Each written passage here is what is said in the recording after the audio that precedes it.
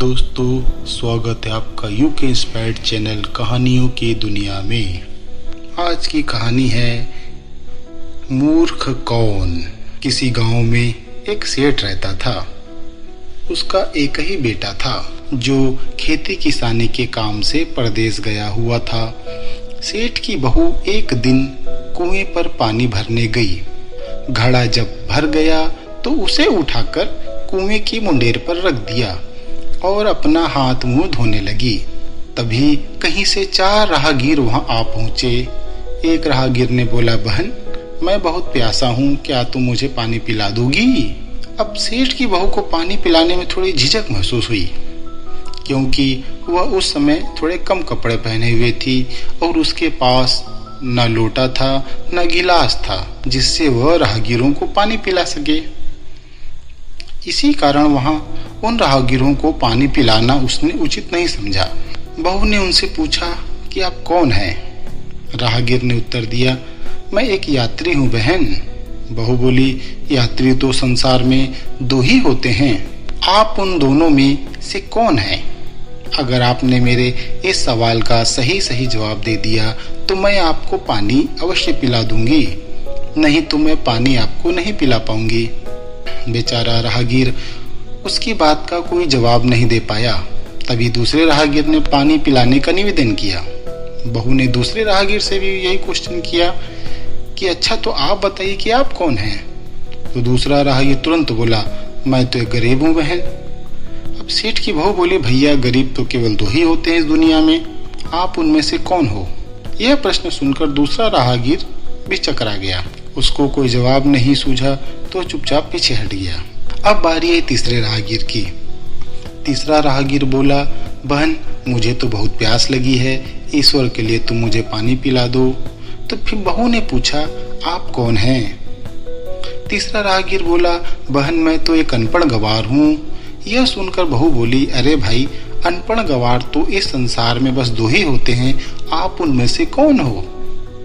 बेचारा तीसरा राहगीर भी कुछ नहीं बोल पाया। अंत में चौथा राहगीर आगे आया और बोला, बहन, मेहरबानी करके मुझे पानी पिला दें, प्यासे को पानी पिलाना तो बड़े पुण्य का काम होता है। सेठ की बहू बड़ी चतुर और होशियार थी। उसने चौथे राहगीर से पूछा, आप कौन हैं? वह राहगीर अपनी खींच छिपाते हुए बोला, मैं तो बहन बड़ा ही मूर्ख हूँ। बहू ने कहा, मूर्ख तो संसार में केवल 2 ही होते हैं, आप उनमें से कौन से मूर्ख हैं? वह बेचारा भी उस बहू के प्रश्न का उत्तर नहीं दे पाया।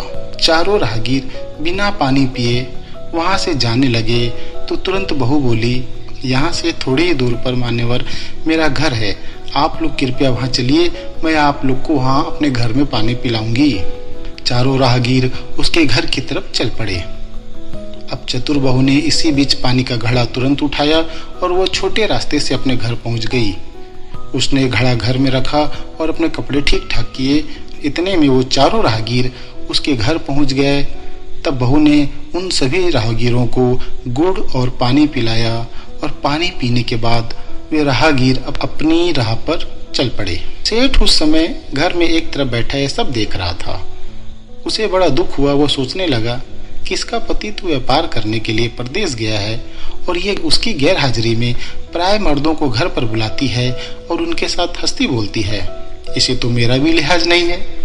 यह सब देख मैं चुप रह गया तो आगे से इसकी हिम्मत और बढ़ जाएगी और मेरे सामने इसे किसी से बोलते बतियाते शर्म नहीं आती है तो मेरे पीछे ना जाने ये क्या क्या करती होगी। फिर एक बात तो यह भी है, सेठ ने सोचा, कि यदि कोई बीमारी अपने आप तो ठीक होती नहीं है, उसके लिए वैद्य के पास जाना पड़ता है। सेठ मनी मन सोच रहा था, क्यों न इसका फैसला मैं राजा पर ही छोड़ देता हूँ। वह सोचता हुआ सीधा राजा के पास जा पहुंचा और अपनी परेशानी राजा को बताई। सेठ की सारी बात सुनकर राजा ने उसी वक्त बहू को बुलाने के लिए सिपाही बुलवा भेजे और उनसे कहा, तुरंत सेठ की बहू को राज्यसभा में उपस्थित किया जाए। अब राजा के सिपाहियों को अपने घर पर आया देखकर सेठ की जो पत्नी थी अपनी बहू से पूछी, क्या बात है बहू, क्या तुम्हारी किसी से कहा सुनी हो गई थी जो उसकी शिकायत पर राजा ने तुम्हें बुलाने के लिए सिपाही भेज दिए हैं? बहू ने सास की चिंता को दूर करते हुए कहा, नहीं सासू माँ, मेरी किसी से कोई कहा सुनी नहीं हुई है, आप जरा भी फिक्र ना करें। सास को आश्वस्त कर सिपाहियों से बहू बोली कि तुम पहले अपने राजा से यह पूछ कर आओ कि उन्होंने मुझे किस रूप में बुलाया है, बहन के रूप में, बेटी के रूप में या फिर बहू के रूप में। मैं किस रूप में उनके राज्यसभा में आऊं। बहू की बात सुनकर सिपाही वापस राज दरबार आ गए। उन्होंने राजा को सारी बात बताई। राजा ने तुरंत आदेश दिया कि जाओ, पालकी लेकर जाओ और कहना कि राज्य दरबार में उसे बहू के रूप में निमंत्रित किया गया है। सिपाहियों ने राजा की आज्ञा के अनुसार सेठ की बहू से कहा कि राजा ने आपको बहू के रूप में आने के लिए पालकी भेजी है। बहू उसी समय पालकी में बैठकर राजसभा में जा पहुंची। राजा ने बहू से पूछा, तुम दूसरे पुरुषों को घर पर क्यों बुलाती हो जबकि तुम्हारा पति घर पर नहीं है। बहू बोली, महाराज, मैंने तो केवल अपने कर्तव्य का पालन किया है। प्यासे पथिकों को पानी पिलाना क्या कोई अपराध है? यह हर गृहिणी का कर्तव्य होता है। जब मैं कुएं पर पानी भरने गई थी तब मेरे तन पर कपड़े अस्त व्यस्त थे, क्योंकि मुझे अजनबियों के सम्मुख उपस्थित होने के अनुरूप वो नहीं थे। इसी कारण उन राहगीरों को मैंने कुएं पर पानी पिलाना उचित नहीं समझा और उन्हें बड़ी प्यास लगी थी और उन्हें मैं पानी पिलाना चाहती थी। इसलिए उनसे मैंने मुश्किल प्रश्न पूछे और जब वे उसका उत्तर नहीं दे पाए तो मैंने उन्हें घर बुला लाई और घर पहुंचकर उन्हें गुड़ और पानी देकर उचित सम्मान दिया। राजा को बहू की बात ठीक लगी। अब राजा को उन प्रश्नों के बारे में जानने की बड़ी उत्सुकता थी जो बहू ने चारों राहगीरों से किए थे। राजा ने सेठ की बहू से कहा, भला मैं भी तो सुनूं, वे कौन से प्रश्न हैं जिनका उत्तर वे लोग नहीं दे पाए। बहू ने तब वे सभी प्रश्न दोहरा दिए। बहू के प्रश्न सुन राजा और सभासद सभी चकित रह गए। फिर राजा ने उससे कहा, तुम खुद ही इन प्रश्नों के उत्तर बता दो बहू, हम अब तुमसे जानना चाहते हैं उन प्रश्नों के उत्तर। बहू बोली, महाराज, मेरी दृष्टि में पहले प्रश्न का उत्तर है कि संसार में सिर्फ दो ही यात्री हैं, सूर्य और चंद्रमा। मेरे दूसरे प्रश्न का उत्तर है बहू और गाय, और इस पृथ्वी पर ऐसे दो प्राणी हैं जो सबसे गरीब हैं। अब मैं तीसरे प्रश्न का उत्तर सुनाती हूँ। महाराज, हर इंसान के साथ हमेशा अनपढ़ गवारों की तरह जो चलते रहते हैं वह भोजन और पानी है। अब चौथे आदमी ने कहा, वह मूर्ख है। जब मैंने उससे पूछा कि मूर्ख तो दो ही होते हैं, तुम उनमें से कौन से मूर्ख हो, तो उत्तर नहीं दे पाया। इतना कहकर वो चुप हो गई। राजा ने बड़े आश्चर्य से पूछा, क्या तुम्हारी नजर में इस संसार में सिर्फ दो ही मूर्ख हैं? इस घड़ी इस समय मेरी नजर में सिर्फ दो ही मूर्ख हैं। राजा ने कहा, तुरंत बतलाओ, ये दो मूर्ख कौन है, बताओ। इस पर बहू बोली, महाराज, यदि मेरी जान बख्श दी जाए तो मैं इसका उत्तर देती हूँ। अब राजा को बड़ी उत्सुकता थी जानने की कि आखिर वो दो मूर्ख हैं कौन। सो उसने तुरंत बहू से कह दिया कि तुम निसंकोच होकर कहो, हम वचन देते हैं कि तुम्हें कोई सजा नहीं दी जाएगी। बहू बोली, महाराज, मेरे सामने इस वक्त बस दो ही मूर्ख हैं। फिर अपने ससुर की ओर हाथ जोड़कर कहने लगी, पहले मूर्ख तो मेरे ससुर जी हैं जो पूरी बात जाने बगैर ही अपनी बहू की शिकायत राज दरबार में आकर किए। अगर इन्हें शक हुआ था तो यह पहले मुझसे ही पूछ लेते, मैं खुद ही इन्हें सारी बात बता देती। इस तरह घर परिवार की राज दरबार में बेइज्जती तो नहीं होती। ससुर को अपनी गलती का एहसास हुआ।